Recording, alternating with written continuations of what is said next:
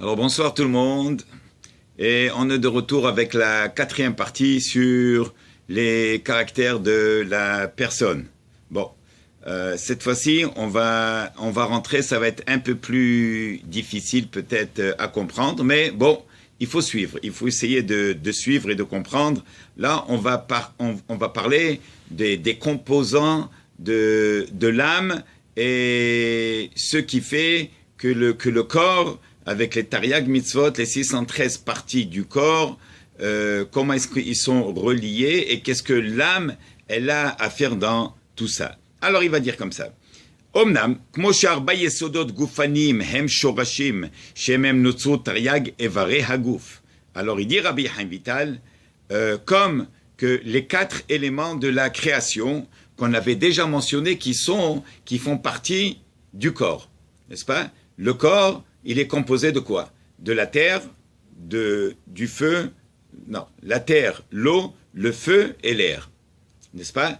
Alors, c'est pour ça d'ailleurs, après 120 ans, on dit que l'homme, il retourne d'où il est venu, ouais, à sa source. Qu'est-ce que c'est? C'est la terre. Bon, alors, Veomnam, maintenant, ces 4 éléments de la création, encore une fois, la terre, l'eau, le feu et l'air, c'est eux, 2 de ces 4 éléments est composé le corps. Le corps, il a combien de parties, combien d'organes, combien de membres, en tout pour tout? Il y en a 613. C'est intéressant. Pourquoi? Parce que l'homme, il a 613 mitzvot. Et chaque mitzvah est reliée avec une partie de son corps, avec un organe de son corps. Maintenant,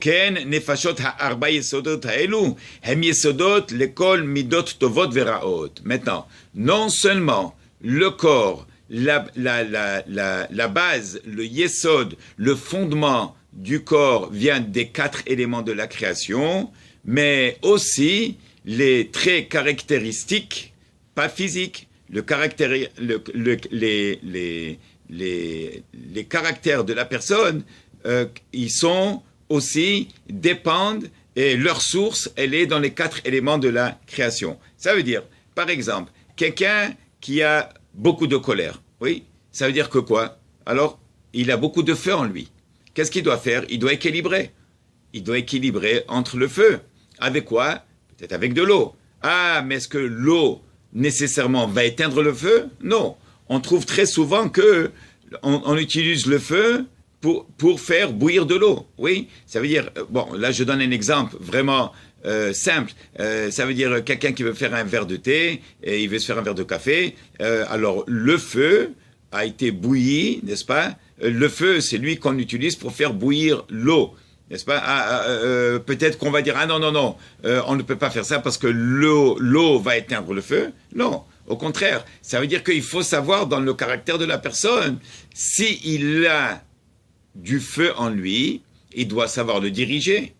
Ça s'appelle déjà connaître sa personne à lui-même, n'est-ce pas? Des gens ne se connaissent pas, les gens ne savent pas qui ils sont, les gens ne savent pas comment se contrôler. Une fois qu'on commence à connaître qu'est-ce qu'on est et qui on est vraiment, alors il est plus facile de comprendre ce qu'on est capable de faire. Et si on fait des avérotes, comment les contrôler ces avérotes, comment contrôler les désirs pour ne plus faire de avérotes. C'est ce qu'on appelle le tikkun, c'est la réparation. La réparation de l'âme et la réparation du corps. Alors,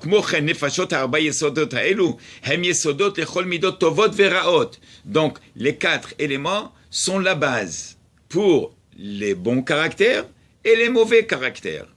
Et vous allez voir pourquoi. Ça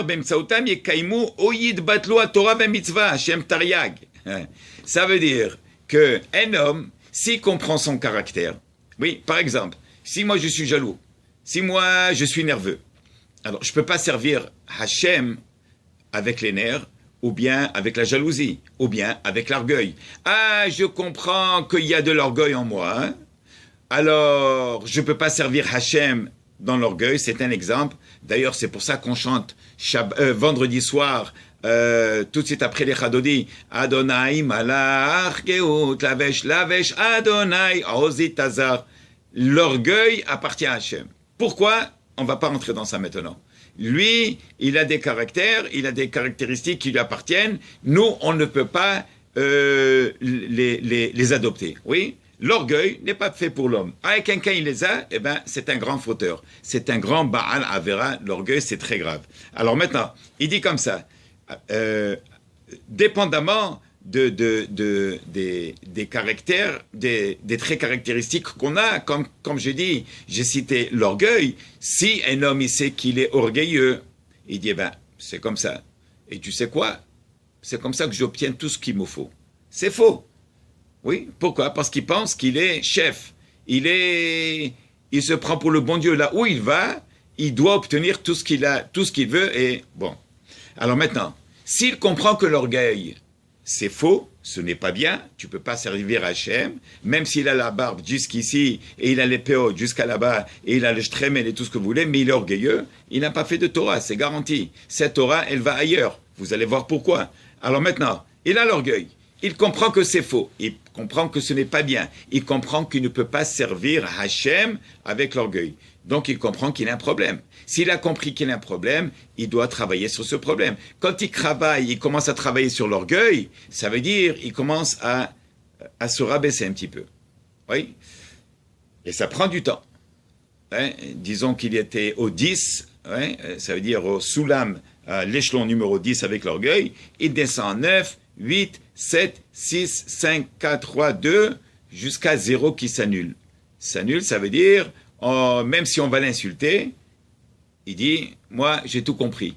Tu peux m'insulter du matin au soir, il ne répond même pas. Oui, alors là, il va servir Hachem. Ah, mais s'il garde l'orgueil, il va faire 613 averot, pas 613 mitzvot. Oui, et c'est grave ce qu'il fait. Alors voilà que c'est ce qui dit ici que les 4 éléments de la création sont la base pour les caractéristiques, les bons et les mauvais. Qu'est-ce que c'est les bons et les mauvais? Par exemple, dans le feu, il y a l'orgueil.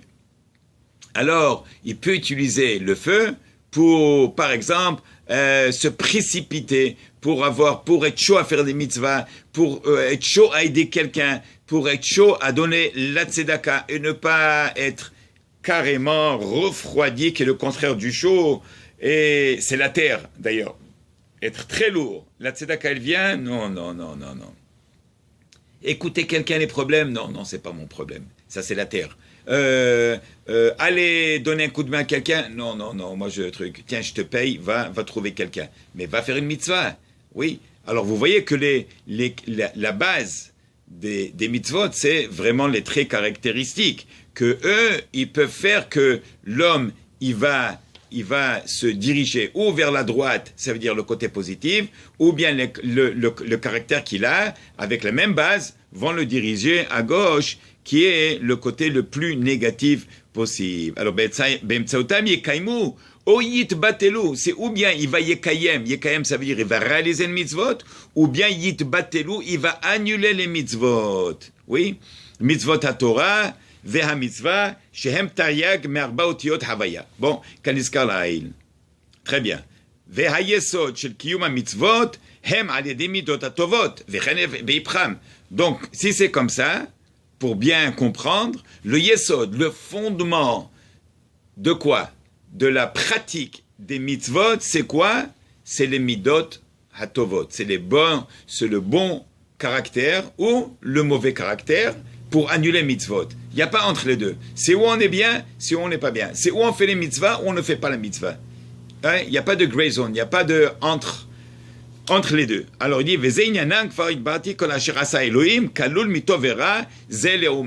c'est pour ça qu'il dit Shlomo HaMelech, quand Akadosh Baruch Hu il a créé le monde, il a créé le bien et le mal, il a dit Zeleumadze. Qu'est-ce que c'est Zeleumadze?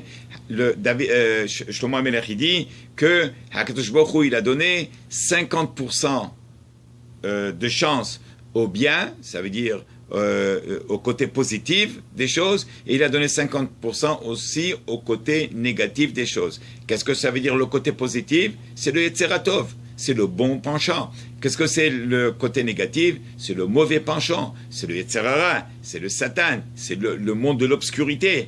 Là, c'est le monde de la lumière à droite. Donc, maintenant, si Akadosh Baruch Hu il avait donné 51% à la lumière, au côté positif,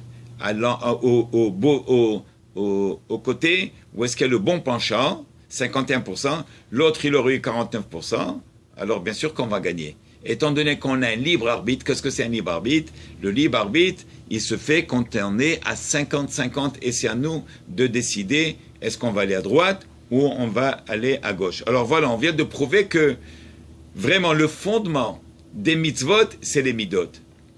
Les midot même, dans eux, il y a le côté positif et négatif. Ça veut dire, si l'homme, il va suivre ses désirs d'une manière négative, donc c'est garanti qu'il va mevatel, il va annuler les mitzvot. Un homme, il va corriger, il va suivre son caractère positif, bevadek, il va faire plus de mitzvot, et Baruch Adonai l'olam, amen, amen. Alors, à demain, Bezrat Hashem, suivez s'il vous plaît.